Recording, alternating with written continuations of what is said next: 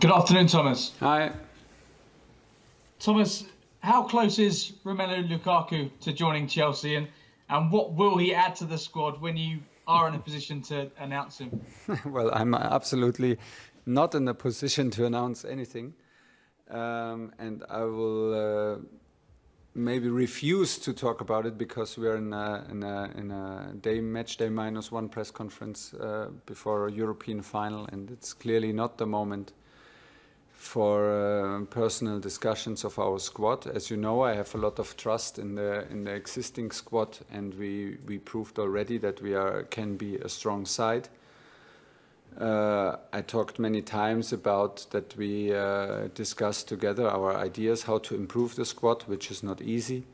With Oliver Giroud leaving the club and having also an important role over the last years, we miss a certain profile of attacker. And then we need to wait and see what's possible, what's not possible. But we are not in hectic, we are not in panic, and we are happy to work with the team and to arrive with a team like it is tomorrow. And today there is nothing to announce, and it will always stay like this. That I will not talk about it until the moment we have something to be announced. James Robson.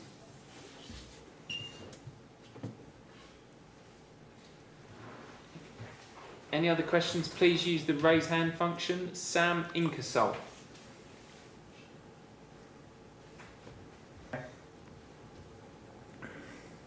I was wondering if I could ask you about what your comments when you said that pre-season was very unique. How has it been juggling often four groups of players and returning at different times across the summer? How has that stretched you as a coach? Because it's pretty new for everyone. Yes, pretty new and pretty demanding.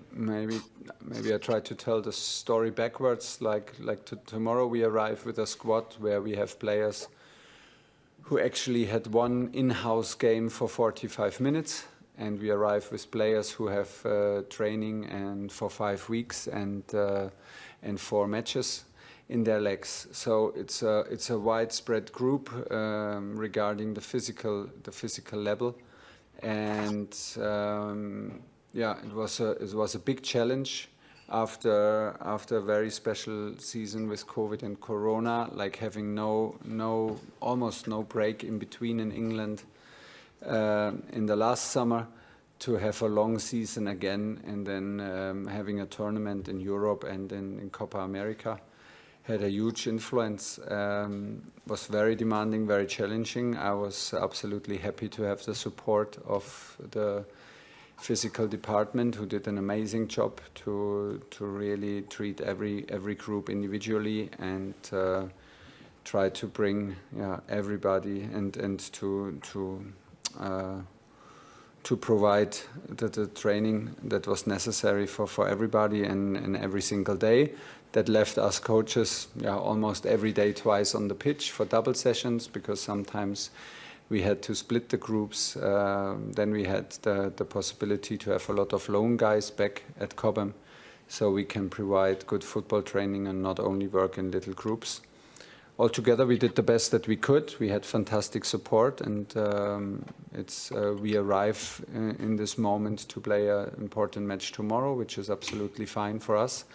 But for a lot of players, the preparation to a very demanding season, including our World Cup in December, I think, will continue over the next weeks. And we will, of course, we will be with a lot of players in a much better shape after the next national break. Try James Robson again. James. Hi, Thomas. Hi. Hello. After the season you had last season, most spectacular end you could possibly have. Can you talk a little bit about what the pressure that puts on you, puts on Chelsea? I think after the final you said, after you met Roman, that it could only go downhill from there, because obviously it was the greatest moment it could be. But obviously the expectation at Chelsea is to build on that, isn't it? So what sort of pressure does that put on you and this Chelsea team? Well, but this is... I can understand your question and your point, but it does not feel like pressure, because this is what we demand of ourselves, me and first side. This is what I demand of myself, to provide, to get better every day, to use my experiences and to be the best coach possible every single day, and to lead by example, to come into Cobham with good mood and full of energy and ready to continue the journey together. It's not over, it has just started, and hopefully it's going to be a long journey. So the courage now is to face the challenge. Does anybody have a recipe how to do better after Champions League victory? I don't know. I don't have it. It was my personally first Champions League win. So I think the courage is to face the challenges and to step up and keep on demanding. We have some things in our game to develop and to improve. We have things in our game that were very, very strong over the last half a season, and we have to maintain the level. So there are a lot of, and we have to clearly rebuild the same spirit that put us in the possibility to have all these results. So there are a lot of different tasks to fulfill and to take care about. And the most important is that we don't lose sight by thinking too much about pressure and about expectations. It's an everyday process that we have to take care about. And if you take care about this every single day, you cannot be distracted, and then the things don't get too complicated.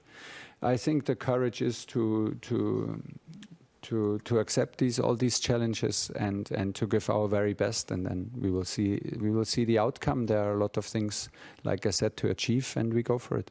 Tom Roddy. Hi, Thomas. Hi. Can you hear me okay? Yeah, good. You'll have seen this summer the spending from your rivals, quite a lot of it. And I wondered about how sort of happy you are about the talks in the club with your club about going forward and the squad and potential transfers that could happen. First of all, I will maybe give you an insight into the general topics of these talks. There was also always that I'm very happy with the potential and the actual performance of the group and with the group itself, because it played during all the half a year with a fantastic spirit and showed a great mentality. So I always said I am happy if I have the same group again, and we start the next season with the same group. I am a happy coach. So this was the headline. We had some ideas. We discussed ideas because we have fantastic scouting. We have a very, very clear structure in the club. So with Peter and Marina and the owner, of course, everybody shares the ideas and the opinions. And then it's very calm. We always try to improve the squad, but at the same time from outside. But at the same time, we believe in development. We believe in development of our players. We have a lot of young players up front. For example, Hakim Ziyech, Kai Havertz, Timo Werner, who now play their second season in England, and I'm very, very sure that it gives them this experience of last season, gives them a huge boost. So yeah, there's nothing to worry about, and of course other clubs signed heavily this summer, which is their right and is good for the league, and is a huge challenge to compete with them. But in the end, football is a team sport, and we have a strong squad in which we believe and which we will keep on pushing. And let's see what's going to happen. It is the challenge to create the same spirit. And we are in discussions with the board, but no hectic, no stress, and from there on we go. Tony Banks. Hi, Thomas. Can you hear me? Yeah. I take on board what you said, but I wonder, does it lift your players when they see new players arrive in the squad? Does it give your squad a boost when they see new people arrive that are top-class players? Then they know that they're going to add to the squad. Is that good for the psychology of your squad? I think it's good for any squad if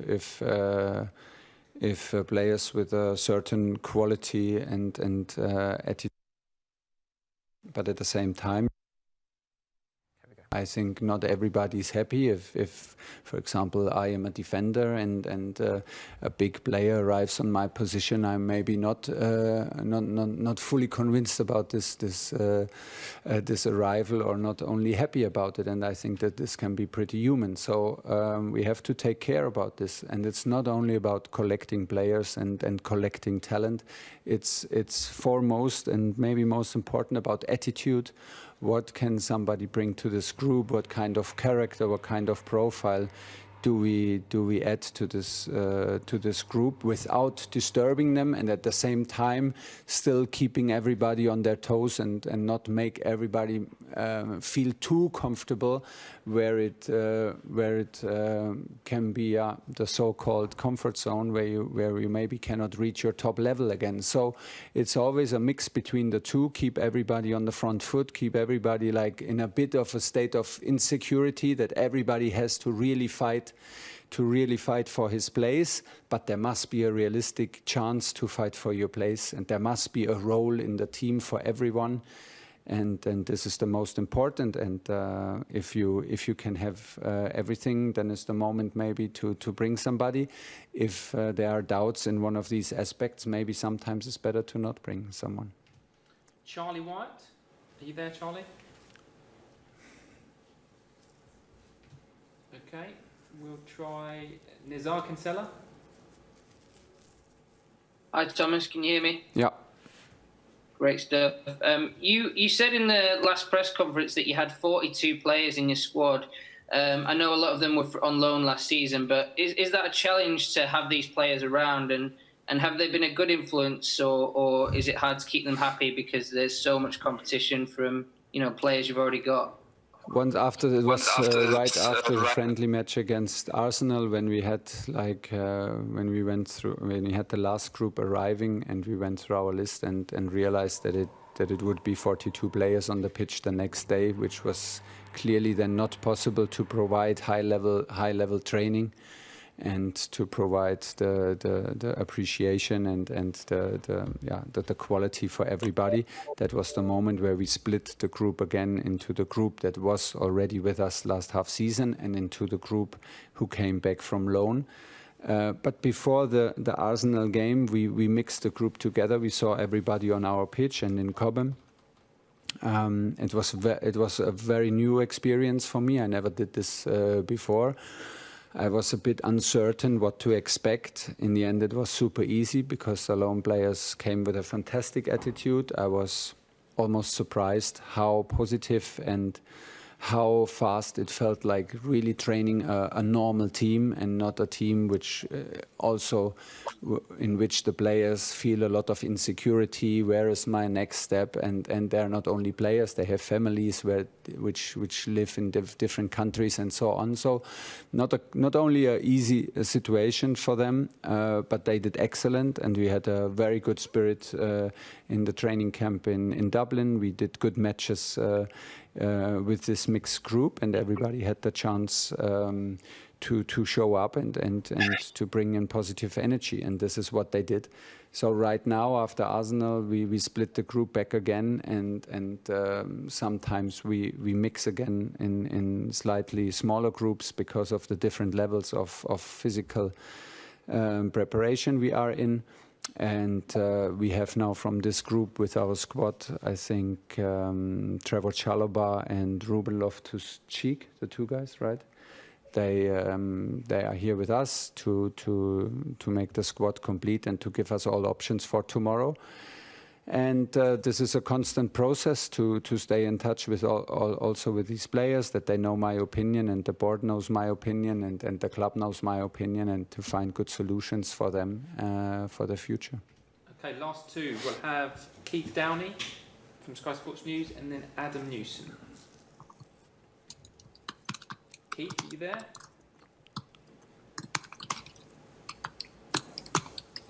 Okay, Adam, are you there?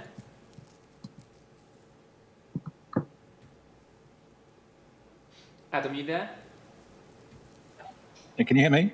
Yeah. Away you go. Hi, Thomas. Hi. You mentioned there that those those last players coming back to the group have only had one in-house match. How physically ready are they to play tomorrow? I mean, can they start without you giving your team away? Well, I think they could start, but the question is, can they finish? And I think no. They have now like 8 days of training in their legs, and the European final after 8 days is pretty demanding. And let's be honest, it's too early to compete on 90 minutes on this kind of level. So we have to find a mix, and clearly the guys who came in early and have more minutes and deserve to start, and a majority of these guys will start. And then we have 5 changes, but I'm not a friend of giving too many changes already ahead of the match, like who shares this match, because it's not a preparation match, it's our first competitive match. And we have to consider all scenarios. It can be even extra time, so it can be even 120 minutes. So we will have training today, and some of the guys maybe start, but then we need to have a scenario in our head who ends the match for us, and who is better to come onto the pitch, and who can have a good influence from coming on the bench, who is a bit better and feels a bit more comfortable to start. So this will be the challenge for today. And the most important, not to get lost in all these thoughts, because it's a competitive match, like I said, and it's about not sharing minutes. And it's not only about sharing minutes, it's about the first title that we want to win. Okay, last question. Keith from Sky Sports News. Yeah, hi Thomas, can you hear me okay? Yeah, absolutely. Yeah, sorry about that earlier. Thomas, a lot being said about Tammy Abraham right now and where his future lies. Some reports out of Italy today that a deal has been agreed between Chelsea and Roma for him to go there. Could you give us a little bit of clarity on that, please? Unfortunately not, because the same like with players coming in, I will not comment on the actual situations, how far this is, and if it's true or not true. Tammy is right now in the squad. He did some good preparation matches. He was clearly not happy with the last half a year, and maybe he has he has reason also not to be happy, and maybe it was also my fault not to push him, not to trust him on the same level I trusted maybe other players. I can absolutely understand that he wants more minutes. So the decision will be, how do we plan? What are Tammy's plans? Does he fight his way back into the team from the position where he ended last season, or does he want to change the club for having a better chance to be a regular starter, which I can absolutely understand. And this is the situation with him. It's quite a normal situation in preparation until the transfer window is closed, and Tammy is one of these players where we constantly evaluate the situation and adapt to the needs. But for tomorrow, there are no news now. He is available. He's in training today and available for the starting 11 and to come off the bench. Okay, we'll leave it there. Thanks everyone.